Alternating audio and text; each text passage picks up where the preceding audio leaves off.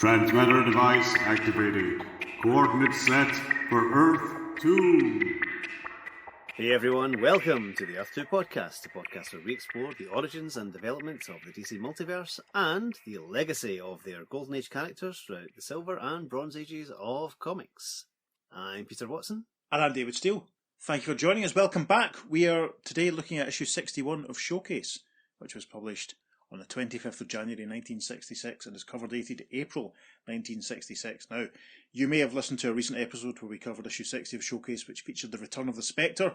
Issue 61 also features the Spectre. Peter, tell us about this spectacular cover. Spectacular cover. We have a scene in space. We have the Spectre fighting a giant red demon with lovely blue trunks and a big white belt. And the Spectre's giving a good old gut punch. Yep. But unfortunately, the demon seems to have the earth in his hands and is smashing it over the Spectre's heads. Phenomenal. No! The design on the demon's belt reminds me of the slightly ornate fashioned versions I've seen of Hourman's belt occasionally. Oh, yes. Am I an Hourman obsessive, listeners? Yes, I am an Hourman obsessive. Anyway, let's not... Time will tell. Am I seeing Hourman where Hourman isn't? Anyway, shall we jump straight in? Yes, let's do that. Awesome. Right. We have a nice opening splash panel, which features on the left hand the big red demon, and we can see in this inside panel, he's got a very hairy belly. I don't like the look of this guy at all. I would not like to meet him walking down a dark alley, put it that way. And he's standing on one side of the page, and on the other side of the page is the Spectre, and they're divided by looks like a bit of a sprinkling of cosmic dust. Mm-hmm. And on the big red demon guy, he has some yellow winged demons who, to be honest, they remind me a little bit of Etrigan, the Jack Kirby creation, who is... Yeah, a cross between Etrigan and Man-Bat sort of thing. Yeah, Etrigan hasn't been published yet, but you're bound to be familiar with him. DC's demon, and it's obvious that these yellow demons are in the company of the big red demon with the blue trunks and the hairy belly and the fancy belt, and the yellow demons are obviously pushing through this little cosmic sprinkled dust divide, and the Spectre is trying to fight them back. They've got clubs, and the Spectre is standing with sort of the traditional sort of Murphy Anderson cityscape behind him, and where the demons are standing, there's little fire pits, and it's a dark sky, and there's some mountain in the background. So that's quite a nice little contrast. Pete, say, what does this very exciting opening caption say then? Billions of years ago, the first primal atom exploded to create the eons and planets, plants and animals, good and evil. For long eons, evil has existed in the psychomatter universe of Dis, awaiting that moment out of time when it could break through and dominate the Earth. Assigned to thwart this threat is the Spectre, the only one possessing power enough to keep the force of evil penned up. Beyond the Sinister Barrier! Fantastic. Maybe that little sprinkle of cosmic dust that looks as if it's been casually strewn over the page is the Sinister Barrier. I wonder. I'm sure we'll find out. Also on the splash page we've got the story credits as well. Yes. It's the same for all the Golden Age revivals. It's Gardner Fox writing, and as you mentioned, Murphy Anderson doing the wonderful art on it. Right, we shall jump into the story then. We open on page 2 and we see a shirtless man with a moustache dragging himself through a desert. There's a burning sun and a clear sky, and the opening caption says, "Along the scorching sands of the Gobi Desert staggers a Mongolian bandit, his tongue swollen, his senses reeling from thirst." And the bandit's saying, "Water! Demon spirits of the desert, give me water. I'd die if I did not have it." Suddenly, ahead of him, and the Mongolian bandit can see a little pool of water before him, and he says, "A pool of water, thanks to Mercuit, the heavenly bird which guides all travellers." And he falls to his knees. Obviously he's grabbed the water to take a drink, but it's turning to sand in his hands, and he says, "Aye, it was only a mirage. This is sand, not water." And then another voice from out of nowhere says, "Despair not. I would willingly change the sand to water again for a small price. Your shadow." "Who speaks? Who barters with me for my life?" "It is I, Shathan the Eternal, Master of Dis, ruler of the psychomatter worlds. Do you sell me your shadow, yes or no?"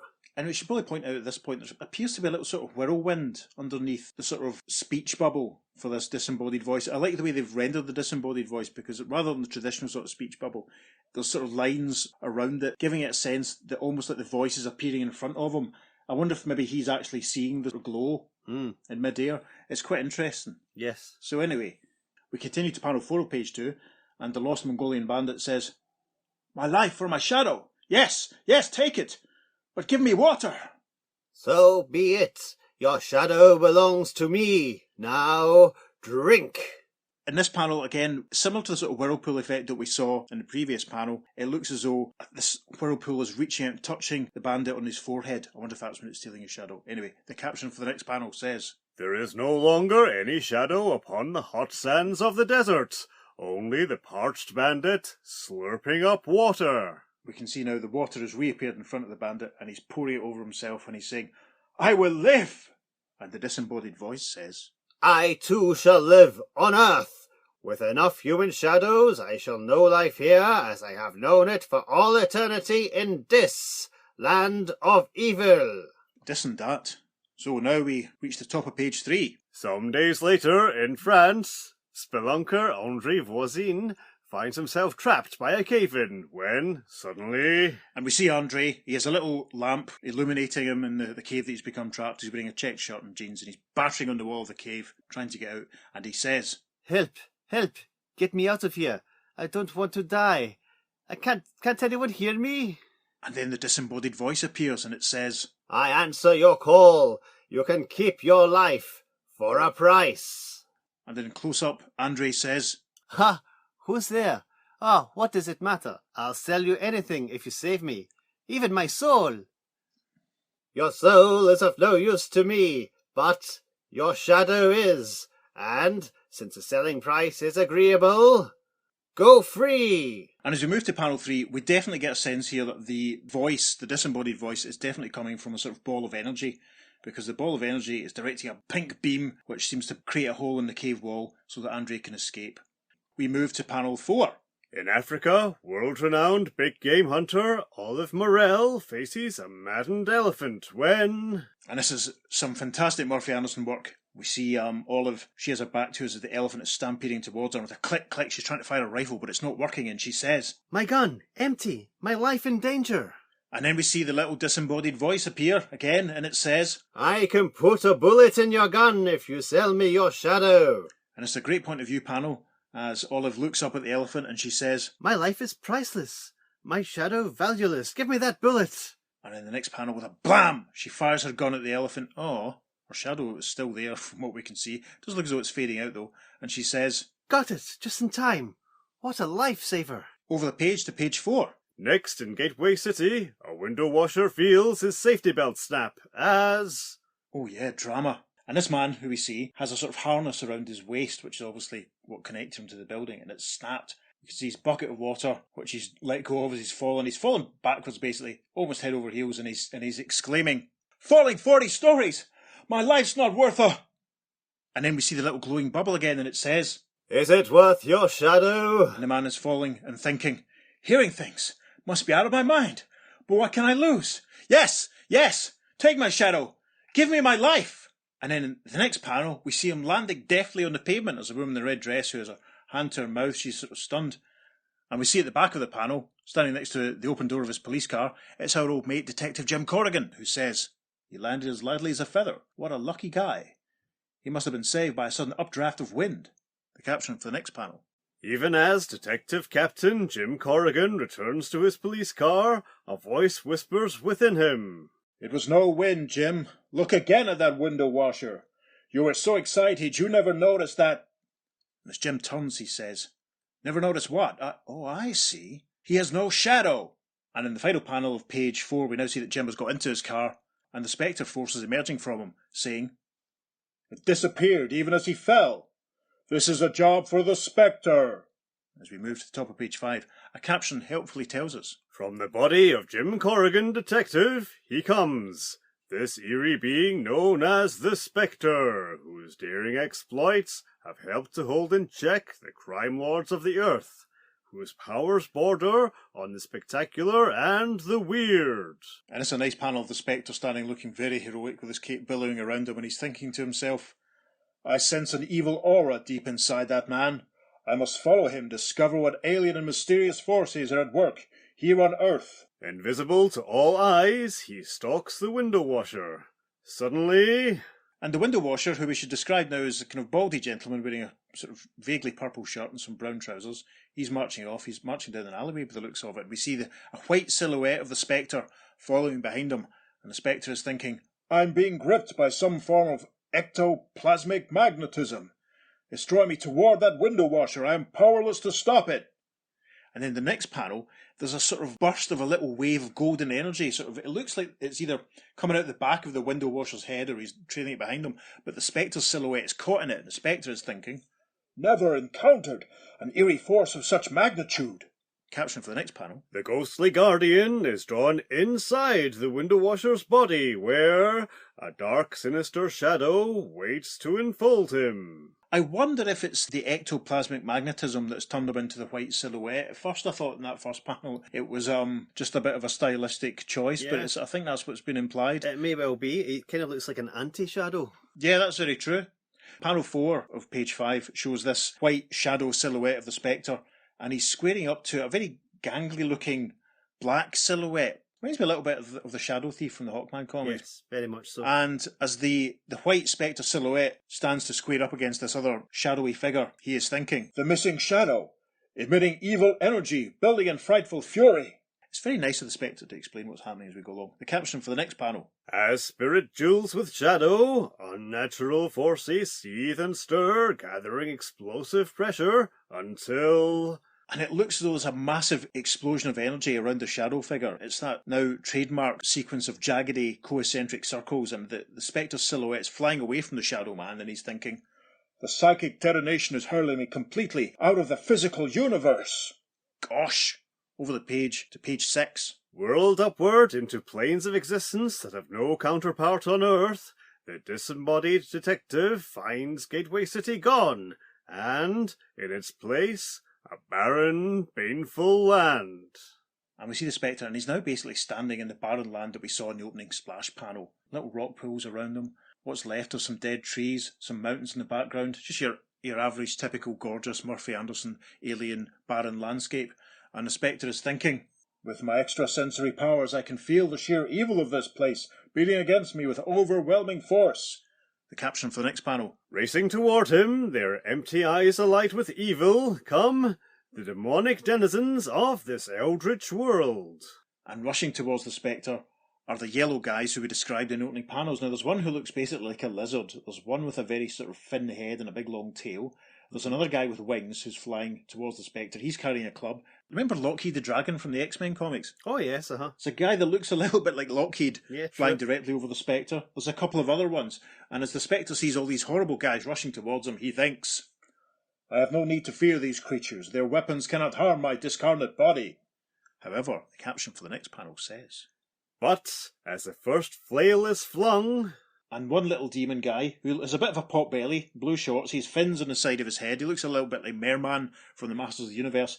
Yes. He has a sort of mace on a chain, which he has struck the Spectre on the chest, and the Spectre exclaims, It's uncanny! My body on this world is racked with pain! Our closing caption says, Can the Spectre survive in this eerie psychomatter world? What terrible entity is directing its malignant fury at him, and why? The deadly doom designed to destroy the Ace of Shades continues on the 5th page following. The Ace of Shades. I like that. The rest of that page is filled out with a DC House advert for the latest issue of Challengers of the Unknown. We flip past the pages. There's a joke page. That's good. There's a Supergirl 80 page giant advert. And then we arrive at Beyond the Sinister Barrier, Part 2. Now, this is an awesome full-page splash of the Spectre battling some of the demons.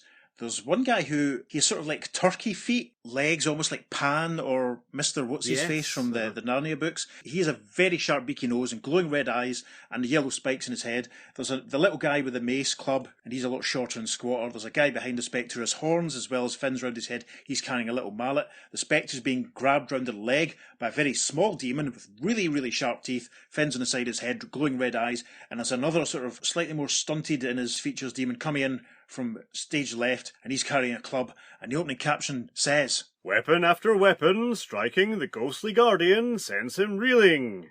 In mingled shock and surprise, he battles back, lashing out with savage fists.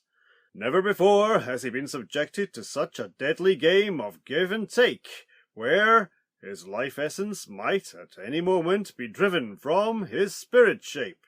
And as the Spectre battles against the demons, the little guy with the club and the wings says, "In this world of this, we are all non-matter, just as you are, Spectre." And the demon with the horns and the mallet says, "And our weapons can destroy you because they, like us, are of the same structure as your body." Blimey, over the page to page 8. The odds against him are terrible, but the Spectre is a fighter. He lifts and hurls Sathala of the 100 Seas into the demonic Arhim of the Windy Worlds. And Spectre has flipped the guy who was coming in from the left on the previous page, flipped him over his head, and he's flung him against one of the other guys who was carrying a club. And in the next panel, the Spectre ducks down as another guy with a club and a big pot belly swings at him, and the Spectre is thinking, "The abominations of all time are here. These fiends are the living incarnation of every evil known to man. This evil is seeking to escape from the world of this into earth, but why? And who can be behind it?" And with a lovely sock sound effect, he punches another demon right in the chin. And in the caption for the next panel, Struggle as he will, the demons are too many in number for the discarnate detective. Individually imbued with powers equal almost to his own, they attack savagely, furiously. The next panel shows the Spectre being attacked in silhouette by the horde of demons, and he is thinking, "I sense also that I am the only thing on earth that can prevent this invasion of evil. I was lured here to be destroyed, to clear the path for what?" In the next panel, one of the demons has his arm around the Spectre's neck, and a lot of the others are closing in on him, and the Spectre thinks, "I have one trick still in reserve. If that fails me on this world, but no, I must not fail." And then we move to the top of page 9, and the Spectre grows to giant size, scattering the demons and leaving a few of them standing looking up at him. And as he rears up, he thinks, "I am not bound by ordinary laws. I can make myself as large as the very universe." He continues to grow in the next panel. "I'll grow until I become so nebulous that the weapons of the demons will pass between the spaces of the atoms which make up my body." And in this final panel of that sequence, he has grown to an enormous size so that the demons are tiny, tiny beside his foot. The caption for the next panel says, Now his psychomatter body is hundreds, thousands, millions of light years large. Comets, suns, galaxies pass harmlessly through his supergiant shape. It's a shame this panel isn't bigger, to be honest. Yeah, it kind of deserves it, doesn't it? It's quite cosmic, isn't it? Yeah. As a Spectre sort of flying, we can see a comet passing through his cape, and it looks like he's swimming past the galaxy in a little sun there, and he's thinking as he goes, "I must concentrate again. Will the floating particles of my substance to regroup themselves back on the earth of my birth." Next moment he stands in the wispy fog, blowing in off the waters of Gateway Harbour, where the foghorns build a mournful symphony in the misty air. And sure enough, we see the Spectre. He seems that he's made it back to Earth under his own power. I'm very impressed. Standing on the jetty. And we see giant Caption saying, "Coo, coo," obviously symbolising the foghorn, and the Spectre is standing there thinking, "That's odd. The foghorns seem to be making intelligible sounds. To me." We're now at the bottom of page 9, and the caption for the final panel says, The psychic ears of the spirit sleuth make sense of those blaring horns, hear them as words. This is almost from the Spectre's point of view, I suppose, because we see hanging in the air in the foggy night a speech bubble, and it says, You are puzzled, Spectre, shaken by what you have seen and experienced. Know you that the forces of evil are abroad on earth? Not long ago, Azmodus sought to unleash universal wickedness, but you stopped him. That's a little asterisk, and a little helpful footnote reminds us about Showcase issue 60, The War That Shook the Universe. Over the page to page 10, and we see the Spectre standing listening as the voice continues. Now Shathan the Eternal seeks to rip the sinister barrier between the world of Dis and Earth. Already he has sought to destroy you, for he knows that through you must be fought the coming battle of good and evil. You have the power to eliminate time, to ally yourself to its steady flow. Go back now to the very beginnings of all things, and know from whence this Shathan springs. I wonder, whose voice do you think this is? Could it be the voice that gave the Spectre his powers? It could be. Certainly been given a helpful warning. Anyway, the caption for the next panel. The Spectre possesses the power to pulsate his spirit form, to merge it with the pulse of time itself, to flow forward or backward in time. And we see the Spectre standing, and there's a sort of red, yellow and white band of energy sort of surrounding him. He's stretching his hands out, and he's thinking, Time is always. In time there is no actual past or future. Only the finite senses of man invent such differences, for otherwise man could not exist. As I pulsate, I become a part of time.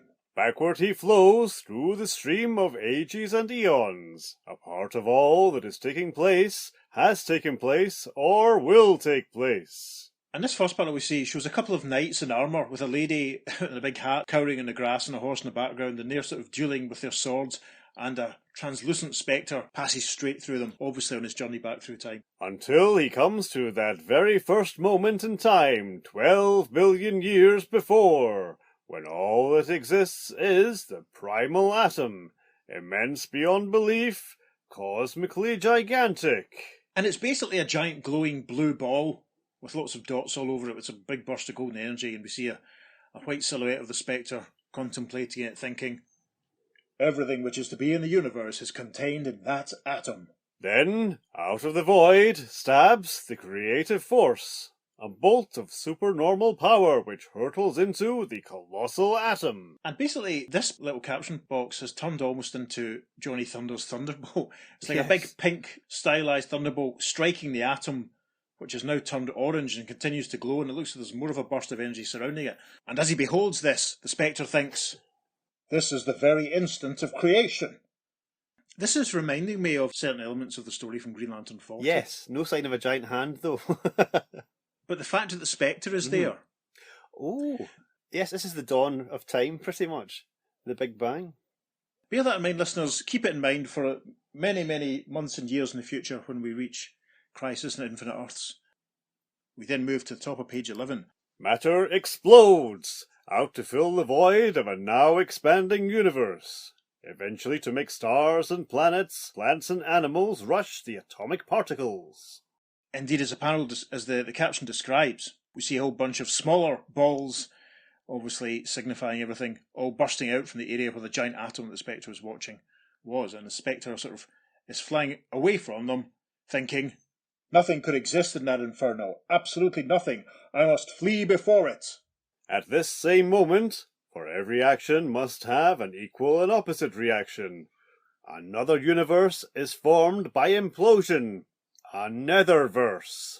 And this is fascinating because instead of the black background of space, we have the yellow background of presumably this Netherverse, and the Spectre himself is, instead of being green and white, it's been flipped to sort of red and very shaded purple. Very interesting, and the burst of energy that he's seeing is now little black dots against the yellow. I'm tempted to suggest this could almost be an antimatter universe, but it's not. It's a Nether universe. But it's very interesting that we've got the Spectre and we're being shown the creation of the universe, because that is all something that we will come back to. Anyway, the Spectre is thinking, Now I understand. Thus was formed the world of Dis, evil, malignant, of psychomatter as opposed to true matter. For every good, there is an evil. For him who is good, there is Shathan, who is evil. And so, in the netherworlds of Dis, Shathan rules.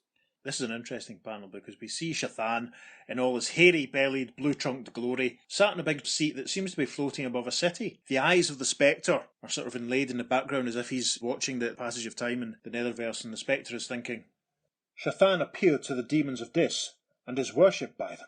It is that worship which gives him existence. The next panel shows that Shathan is standing up and is now walking amongst the city, and the Spectre continues to think. As long as there is a belief in him, Shathan exists. He is revered in its universe, and being evil, sought to be master of more than the psychomatter cosmos of Dis. This is very interesting. They're obviously comparing to God, I suppose, aren't they? Yes, certainly seems that way. Yeah. So the bottom panel of page 11 has a sort of insert of the side of the Spectre. We see what looks like a witch at a cauldron. We see a goat, and we see a demon statue guy sat cross-legged holding a little bowl that's on fire. And the Spectre, beside all of this, thinks, He wants to dominate the physical matter universe, with Earth serving as a stepping stone for his conquest. To break the barrier between the opposite universes, he sent evil mental images in the past. Interesting. Over the page to page 12. And the Spectre's ruminations continue. Nice, there's a few panels here which have inserts of his head, as obviously he's narrating what's going on.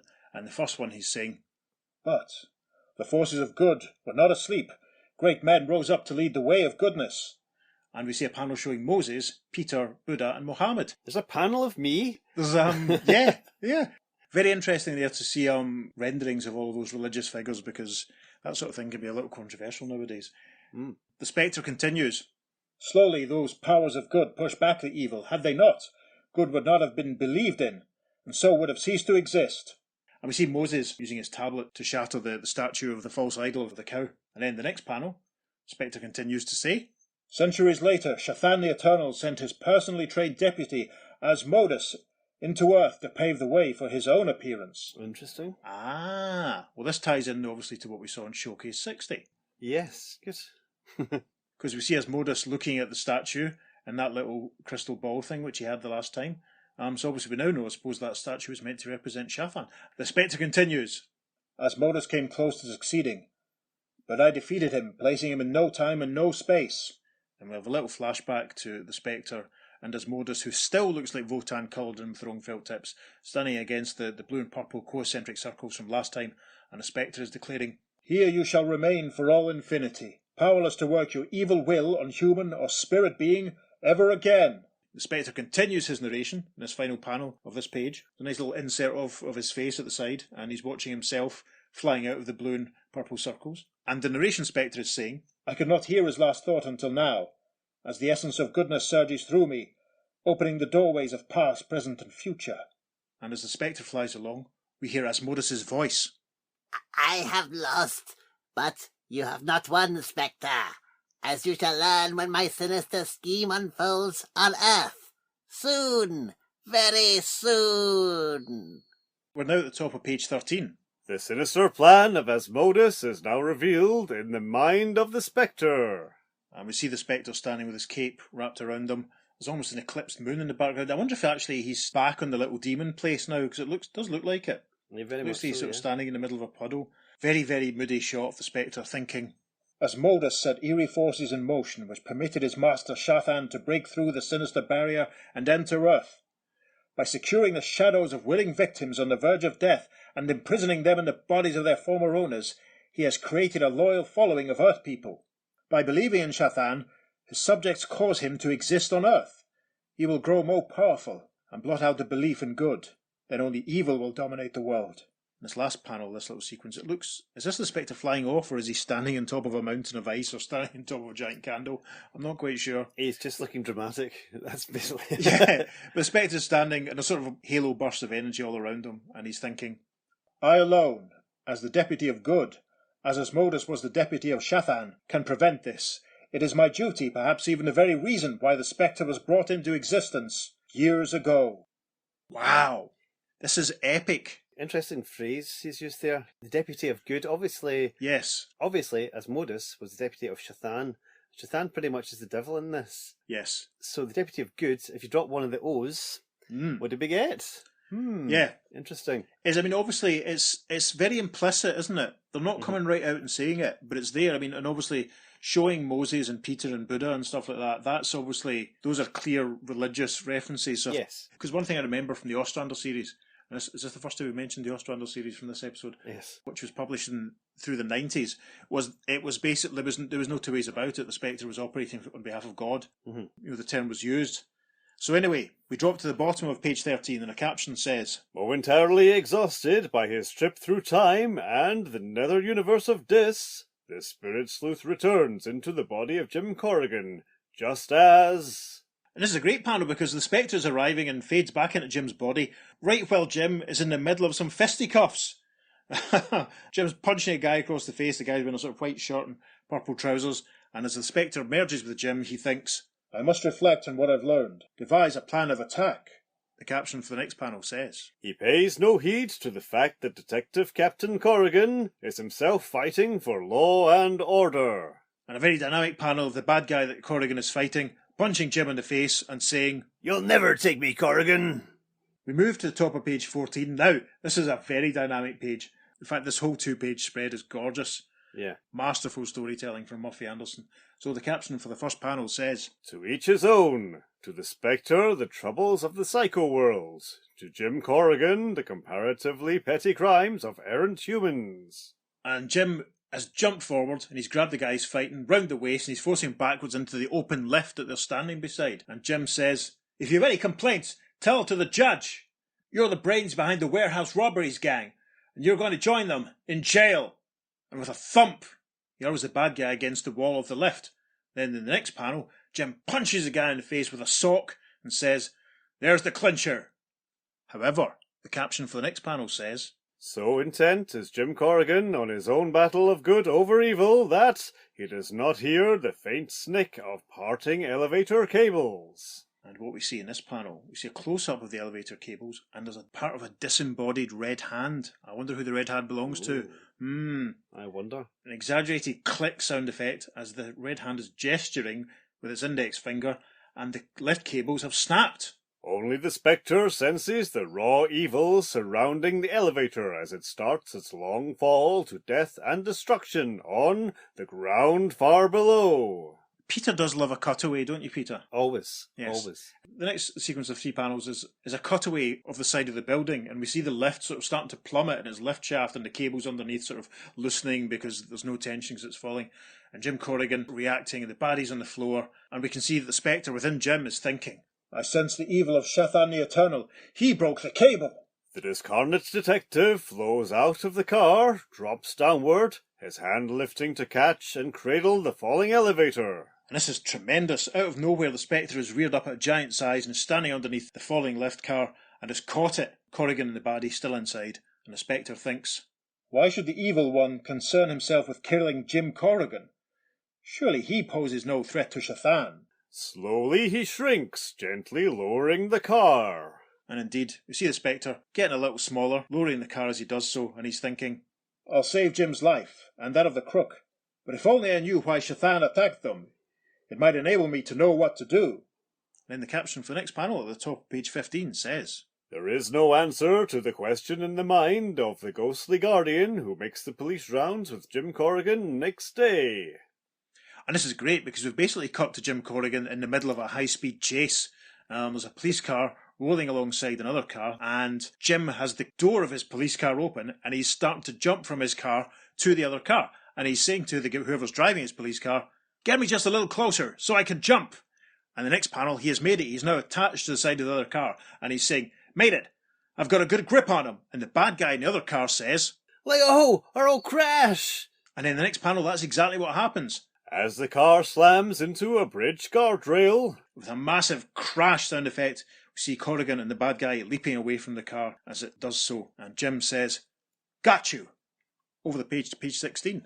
And the first caption on page 16 says, at that instant, the bridge collapses. That was a bit of a narrative jump. Good grief. The Spectre forces emerge from Jim, who's standing with his bad guy pal. At the edge of the bridge, we can see the bridge is broken. We can see the river flowing underneath it. And the Spectre is flying above thinking, Shathan has struck again. It was his force that shattered the bridge. The psychic energies of the Spirit Sleuth are so great that, as fast as Shathan destroys the bridge, so the Spectre rebuilds it. This is an excellent panel because the Spectre in this panel has 4 arms. Yes, he must have been forewarned. I think he must have been. And as the Spectre is working on the bridge, he is thinking, Of course, Shathan is keeping me busy to give himself time to assemble the men and women whose shadows he owns. When they begin worshipping him and believe in him, evil forces will be set in motion to enable him to dominate this world. And I love this, just the way that his cape is flying behind him. Yes. The caption doesn't even mention it. The dialogue, as such as it is, doesn't mention it. But yeah, his 4 arms, and each of these 4 arms obviously is repairing the bridge. We can see he's holding something in his hand, which I guess is just some more materials that he's going to use. That's superb. Again, that should be a bigger panel, really, shouldn't it? Yes, definitely. We shouldn't have had this statement of ownership at the bottom. We should have 2 larger panels showing us this. But anyway, this chapter concludes with a close-up insert panel of the Spectre, moodily thinking, I must move now to stop him. With paranormal senses, I will track down Shathan and his worshippers. And the closing caption box, which shows the Spectre on one side and Shathan on the other, squaring up to each other. And the caption says, But will the mighty Spectre be able to overcome the evil one when they meet in combat? Great indeed are the powers of the Spectre, but just as mighty are those of Shathan the Eternal. The colossal conclusion starts on the 4th page following. And amongst the adverts in the 4 pages following, there's a full-page advert for an exciting ant farm, an ant's entire world complete with stock of live ants. Bet your mum's going to love that. And we have a half-page advertisement for the latest issue of Batman, which I'm just going to tell you about quickly because the hype on it is enormous. The hit attraction on Broadway is Fiddler on the Roof, but in Batman, it's Riddler on the Move. As the question-mark costume criminal riddle-racks Batman and Robin with puzzles of pearls in. And it's the cover of Batman issue 179 showing the Riddler holding some playing cards and Batman and Robin swinging in on their famous ropes. How exciting. But we're not dealing with Batman and the Riddler, we are dealing with Shathan and the Spectre. So over the page, to the top of page 17, and Beyond the Sinister Barrier, Part 3. And man, is it kicking off. So we have a full page panel starting off this story and a caption box that says, In a long-forgotten temple gather the shadow sellers to worship Shathan. Their voices are raised in an ancient chorus, a chant that compels the presence of Shathan, a paean that shatters the barriers between this and earth, a song whose very evil alerts the discarnate detective to its existence. And there is a lot going on in this panel. It looks almost like a sort of temple sort of situation. In the foreground of the panel, we see the lady who was hunting the elephant, we see the window washer, we see the man who was dying in the desert, and we see Andre who was trapped in his cave. And in the background, we can see even more people, which suggests Shathan has been even busier, gathering more sort of disciples. And they're all chanting. And they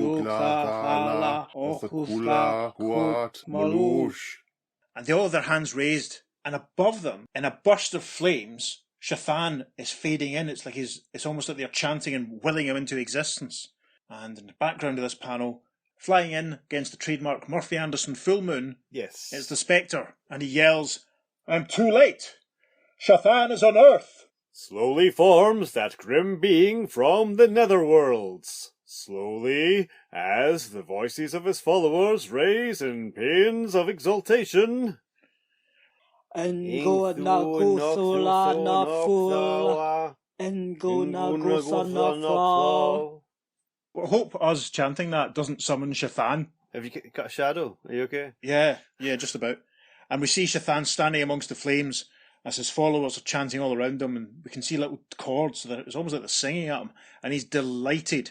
And then we get a close-up of him in the next panel, and the caption says, Those voices soar in ecstasy, for now Shathan the Eternal firms solidly before them, eyes glowing redly with ancient evil, lips curving grimly in triumph. We get a nice close-up of Shathan here, flames all around him, and he speaks in the same disembodied voice that we heard earlier on. The worship of my followers on earth, those who so made their shadows, has broken the barriers between the worlds. Shathan is now fully formed. He is here, he's arrived, unlike the earlier panels where he was clearly fading in. The Spectre drops towards him and the caption says, From above, the Spectre drops swiftly, like a hunting falcon. As the Spectre flies towards Shathan, Shathan cries, You can do nothing against me, Spectre. What matters now is not your failure, but my triumph. This is huge. This is basically the Spectre versus the Devil. This is terrifying. The caption for the next panel says, Desperately filled with the knowledge that he is leaping into a battle more deadly than any he has ever thought, the spirit sleuth rams into his quarry. And the Spectre strikes Shathan, who seems to be falling backwards into the wall. And the Spectre thinks, He's going through the stone of this temple wall. Shathan says, Ha ha! Being of psychomatter like you, I am not affected by material things. Next panel, the Spectre punches Shathan across the face, saying, In that case, you'll be able to feel my psycho fist. Shathan says, Never before have I been struck. I do not like it. We arrive on page 19 and the first caption says, Even as he reels back, Shathan sends a mental command to his followers to sing again. And in the background of this panel, we can see that the chanting is going on again. Ruth Nagusala. Ruth Nagusala. And as the Spectre runs towards Shathan, Shathan says, I can shake off the effects of your blow thanks to my worshippers, and as the chant gives me extra strength and power, I'll beat you into insensibility. And with an uppercut, Shathan strikes the Spectre. Shathan there in all his hairy, fat-bellied glory. Ugh. And the Spectre recoils, thinking, Got to get him away from those shadow slaves, or they'll eventually make him stronger than I am. The caption for the next panel. Gripping his foe, the ghostly guardian rockets spaceward. I mean, this is really brave of the Spectre, considering how powerful this guy is. He's grabbed him by the ankle, and he's flying up into the sky. We can see the full moon in the background. And the Spectre is thinking, Only by taking him far enough away from his followers will I have a chance to defeat him. And the caption for the next panel says, Then, as the Spectre suddenly unleashes a savage blow, and the Spectre aims a punch at Shathan, who ducks back, saying, You missed. And then the caption for the next panel says, but that blow has not ended, for, with speed beyond human comprehension, that awesome psychomatter fist hurtles on and on across the hundreds of billion light-years of the universe. And this is crazy, because right enough, we see the Spectre's hand zooming through space, and the caption for the next panel, To return, since space-time is curved, and belt the dictator of Dis from behind. And with a pooey sound effect, we see the Spectre's hand flying in behind Shathan and striking him on the back of the head. Superb. Shathan does not expect it in the slightest. Over the page to page 20. Though dazed, the evil one grapples with Spectre, who twists their angle of fall until the massive fiery ball of Sol looms below. And this is a great panel. We can see that they're basically now fighting very close to the surface of the sun. And Shathan says, All that remains is for me to get rid of you, Spectre, and this entire matter universe will worship only me. The caption for the next panel says, Deep, deep, deep into the heart of the fiery furnace, which is the sun, they plunge, fighting, wrestling, seeking lethal holds on one another. They struggle on. And we see them now, both bright orange as they tussle and fight within the heart of the sun itself. And the Spectre is thinking, Even the 25 million degree heat of the sun cannot harm him as I'd hoped. I'm beginning to think that there is nothing that can affect him, and yet Shathan is not all-knowing. Though he seemingly is all-powerful, he is not familiar with this matter universe as he is with his own world of Dis. Therein lies my only hope of victory.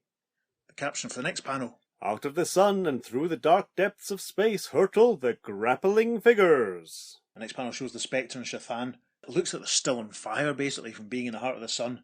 They're continuing to grapple and fight, and the Spectre is thinking, I must use the forces of good, one of which is time that heals all wounds. The caption for the next panel. Suddenly, the spirit sleuth changes the pulsations of his psychomatter body, drawing Shathan into that same vibratory field. And we see them now moving through space. It looks like they're starting to fall towards the surface of the Earth, and there's a sort of pink glow all around them, and they're leaving a pink trail behind.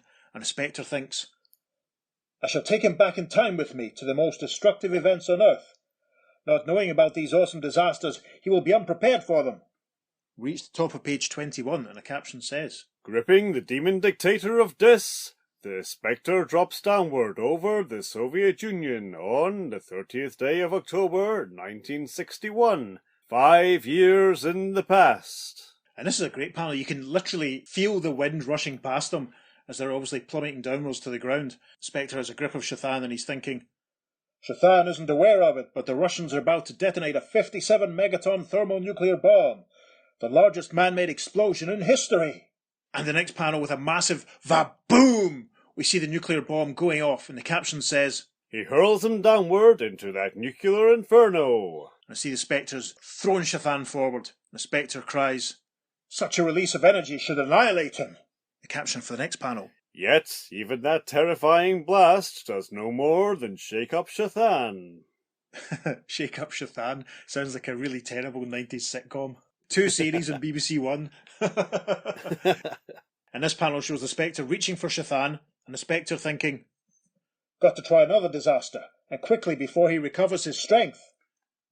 obviously the nuclear bomb wasn't enough to take him out, so the caption for the next panel says, Backward through time flees the spirit sleuth with his eerie enemy to Siberia on June 30, 1908, as a great fireball roars down from the sky near the Yenisei River. This is a great panel of the Spectre beating Shathan in front of him, and the fireball is burning down the sky towards them. They're about to converge, and the Spectre is thinking, In a moment, that mysterious fireball is going to fly to pieces in an explosion so great it will be heard 600 miles away.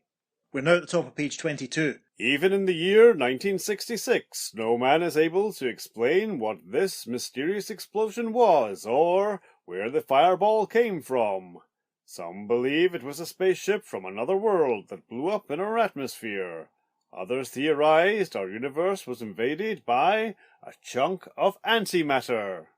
And this panel shows a massive clavroom sound effect as Shathan and his hairy belly are caught in yet another explosion. However, it's still not worked, the caption for the next panel. Though obviously weakened by the awesome blast that caused flames 12 miles high, Shathan is still conscious and more vicious than ever. And another panel showing Shathan and the Spectre fighting amongst the flames, and the Spectre is thinking, There was an even more deadly explosion, a quarter of a century before. Perhaps that will overcome him. Can you guess where they're going, listeners? Caption for the next panel says, High above the island of Krakatoa on that fateful day of August 21st, 1883.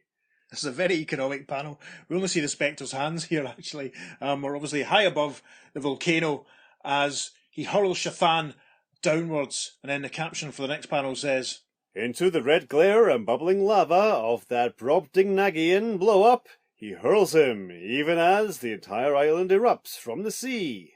Thanks, Gardner Fox. Genuinely, thanks, Gardner. Thanks for letting Peter decide to do captions. So you'd have to read that out. And this panel shows Shathan caught in the full heart of the explosion of Krakatoa, and the Spectre is standing some distance away thinking, The island was blown to bits, 18 square miles of land disappearing forever in the blast. A column of dust and stones was blown 17 miles into the air. Thanks for that little history lesson, Gardner.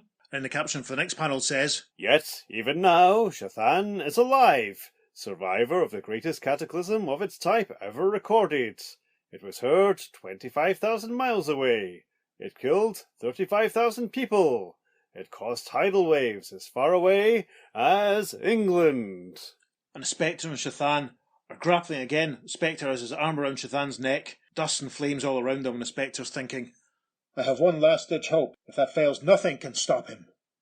We move to the top of page 23. Back through time races the spirit sleuth with his occult opponents until the struggling shades come at last to the origin of all things.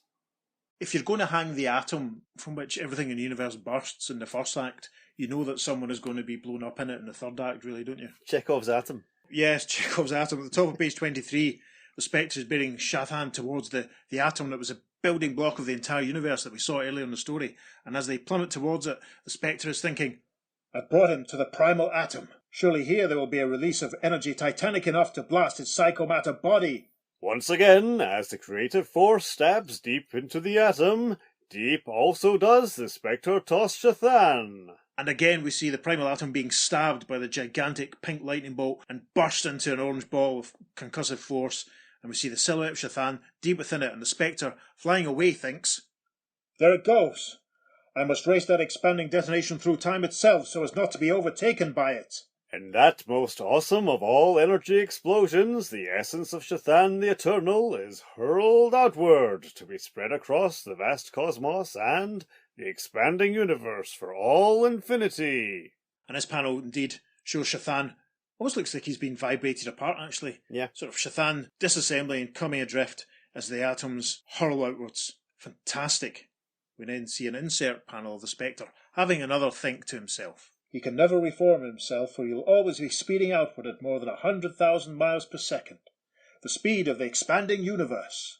Now the Spectre returns to the ancient temple to find that with the existence elimination of Shathan, shadows have rejoined their worshippers. And we see the Spectre at giant size, and all of the people who he met earlier in the story, including the Hunter Lady and the chap who was trapped in the cave and the window washer. And he's saying to them all, I'll bring you all back to your homes. Your troubles and fears are over.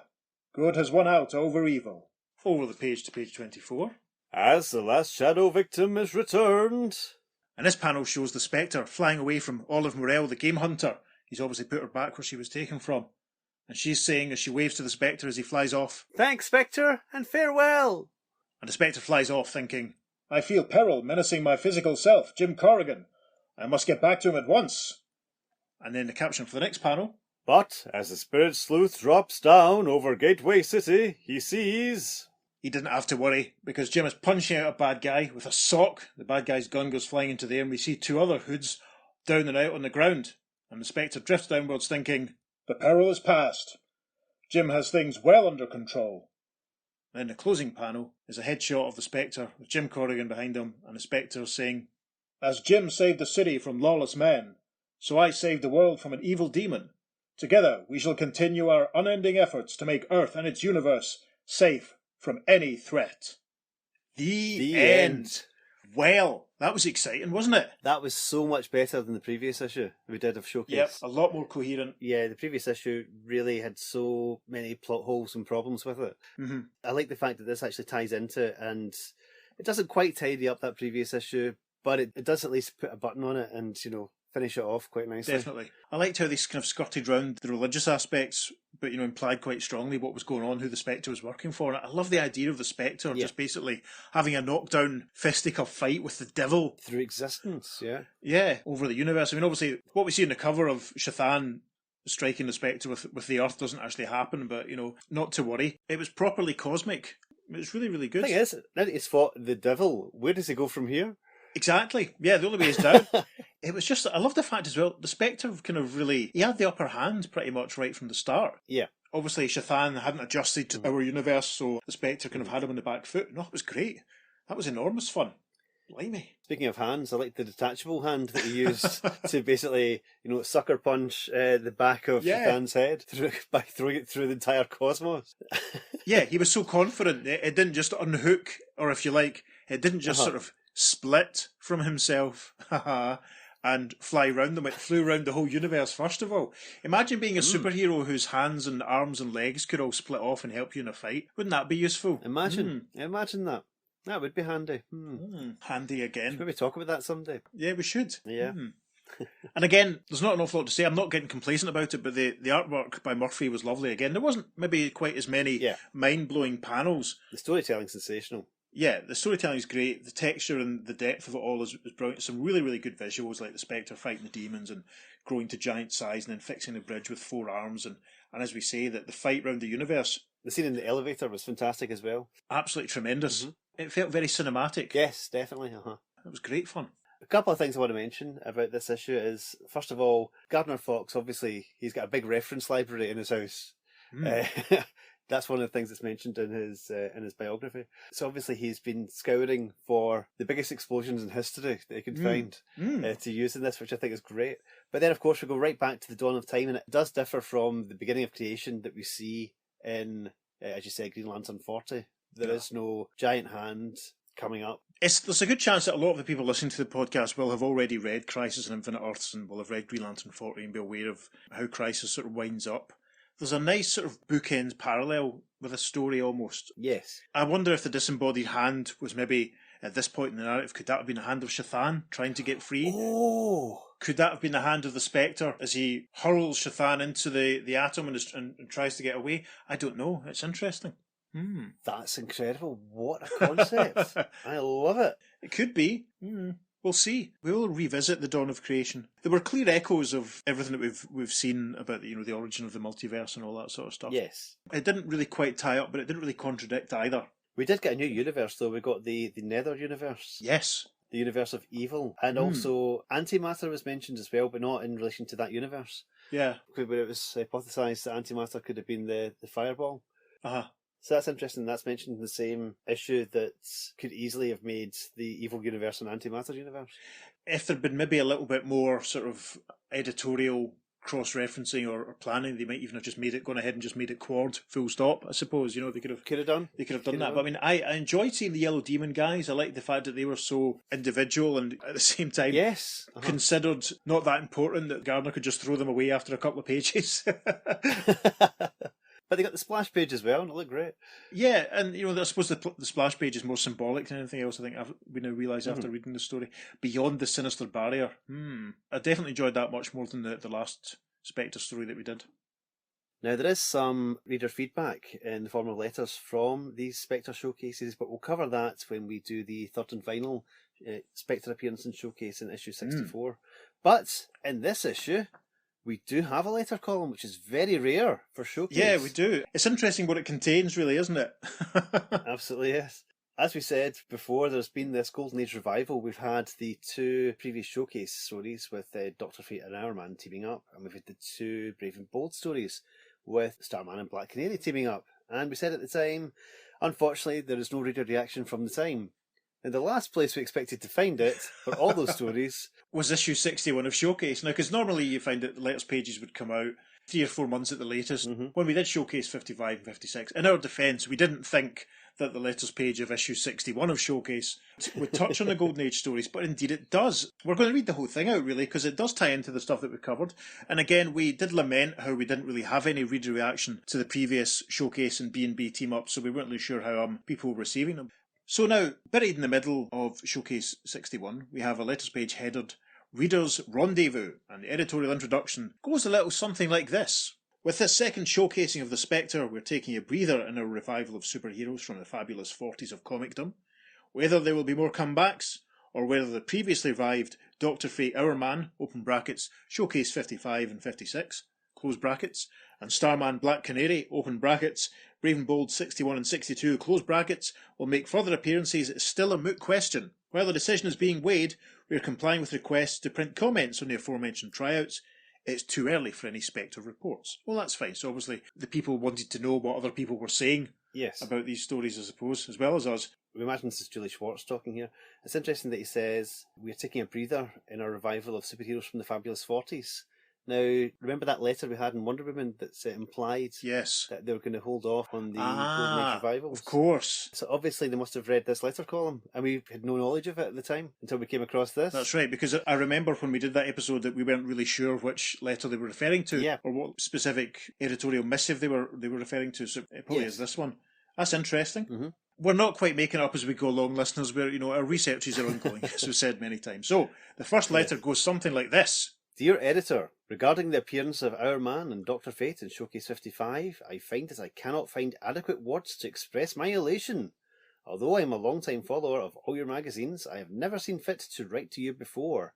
I was content to observe the opinions of your other readers, which usually tend to be the same as mine anyway.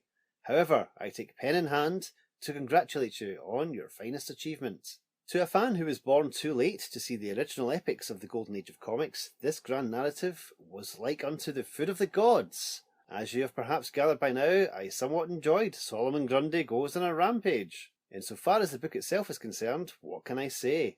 The artwork was more than superb. It was indescribable. We have to try and describe it all the time. We do. Murphy Anderson is better than at his best when drawing nocturnal scenes. Yeah, I would agree with that. His depiction of the mighty superheroes of the past was just plain stupendorific. The story can be ranked among the greatest of Gardner Fox's dramatic efforts. It would have been enough to see Hourman and Dr. Fate alone in action. But did Mr. Fox stop there? No, sir. He reintroduces one of the most horrid, despicable villains of all time, Solomon Grundy. I fear that I am beginning to ramble, so I'll sum up by saying thanks. I hope most passionately that this will not be the last to be heard from the great heroes of the past.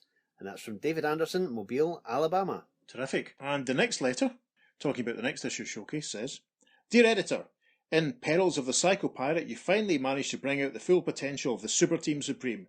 Despite the lengthy and boring scientific explanation at the end, despite the features on Dr. Fate's mask on page 20, the second team-up of Dr. Fate and Hourman was superb. Perhaps the best part of Showcase 56 was the fabulous artwork. Anderson is indubitably your best artist. I would agree with that at this point.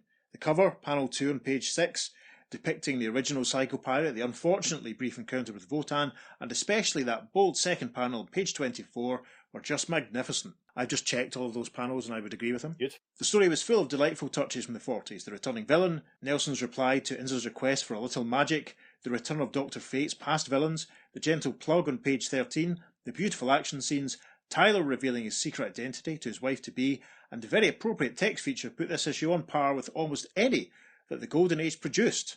And that's from Andrew Fracknois from the Bronx, New York! Then the next letter. Dear Editor, praises upon plaudits for Starman and Black Canary. This second of revivals and teamwork has even surpassed the Dr. Fate Hourman venture, which is no mean trick since that team was superb. This issue was considerably better in several ways. The first was that Sir Fox managed to so excellently characterise all of the characters within such a short space. Congratulations on remembering so often forgotten a task. This issue's missed villain was just about the weirdest looking thing I've seen in some while, and he was cleverly used. I particularly liked this revival of Black Canary since she's one of the few female characters I like. The hand-to-hand combat scenes were excellent. Murphy Anderson's art was brilliant. It far surpasses a good deal of what I've seen around. I hope there'll be more Starman Black Canary issues, and for heaven's sake, keep Anderson as an artist. It is nice to view beautiful, complete backgrounds to complement excellent figures. And that's from Paul Sador, Imperial PA. And the final letter says, Dear Editor, having seen the ranks of bachelor superheroes rapidly thin as more and more DC characters discover the joy of matrimonial bliss and forsake the cause of celibacy, I expected to see your company turn the trend toward anti-bachelorhood to your supervillains. The big superhero hunt was, and I've used this word often in praise of DC magazines, superb.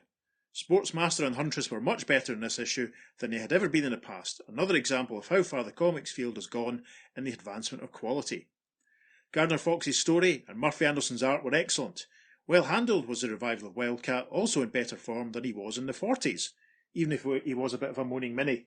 That was my insight, of course. In closing, if the team-up issues of Starman and Black Canary and Brave and Bold, as well as the showcase tryouts of Dr. Fate and Hourman in that magazine, are meant to determine the sellability of such comics, I hope you succeed beyond your best expectations. And that's from Leonard Tirado, Saratoga Springs, New York. Fantastic. Wowza, people were into it. Yeah, plaudits all round. Lots and lots of praise heaped on Murphy Anderson there. Yeah. Gardner Fox as well, but it seems to be mostly people were really loving the artwork in it. It's interesting then that they didn't really do very much else. I mean, obviously the Spectre hangs around for a while. We've talked about Wildcat making a lot of guest appearances. The annual summer JLA and JC team-ups continue, and obviously the Flash team-ups and the Green Lantern team-ups, but that's about it. There's certainly not any more tryouts, and there's certainly not an ongoing series, apart from the Spectre, of any of the more superhero-y Golden Age characters. From our perspective, or from my perspective as an Hourman fan, I would have loved it if Dr. Fate and Hourman had 6 or 7 issues or something. Yeah, can you imagine? It would have been great. So much positivity from the readers, but they obviously decided not to go with it for whatever reason. Interesting. Yeah. And it is strange, out of all of them, the Spectre is the one that they choose to have the ongoing series after this. Because obviously, as we said in that story, he's literally fighting the devil. Where do you go from there? I guess we're going to have to read all these issues and find out. Without giving too much away, the balance and the types of stories that are told in the Spectre sort of changes as it goes on, but we look forward to covering all of those. No, I mean, I can only guess that the Spectre got his own book because out of all of the Golden Age revivals, he must have been the one that got the most positive response, I suppose. He is going to pop up in Brave and the Bold a couple of times. He's front and centre in a couple of the JLA, JSC team-ups at various points as well. It was nice to finally find that little letters page and get the idea of what people were saying at the time. I think it's better now, to be honest, to read them all together rather than maybe just have read, if we'd known about it and read one letter at a time after each individual comic. Very true. It's nice to kind of round it out. It is kind of summing up as almost like a mini event. Yes. Like the Earth 2, I don't want to say the Earth 2 showcase because obviously, but it is pretty much a showcase for the Earth 2 characters. Another interesting point is, of course, Starman Black Canary had 2 issues, Dr. Fate Hourman had 2 issues, but Spectre actually gets 3 tryout issues. That's true, yes. Before he gets his main series, because we do have showcase number 64 coming up, and we will be covering that as well, and we'll also cover some of the feedback in that episode too. Awesome. Speaking of feedback, Yes. Do you have any feedback for us? If so, please get in touch. You can email us at theearth2podcast@gmail.com. Make sure you follow us on social media. We're on Facebook and Instagram at the Earth2 Podcast, and on Twitter, we're at podcast_Earth2. As ever, we'll be posting lots of highlights from this issue and lots of extra bonus material as well. Yep, check out our Instagram and Facebook pages, as Peter says, because there'll be covers and panels from the story that we've talked about and some more supplementary material, photographs of action figures and other appearances by the characters that we've talked about, just to give you a little bit more context about everything that's happening. So that's everything for this episode. I've been Peter. And I've been David, and we will see you next time on The Earth 2 Podcast. Transmatter cube activated. Return coordinates set for Earth Prime. The abominations of all time are here. These friends are the living... These friends? Sorry. I'm doing a lot of talking. It's fine. It's fine.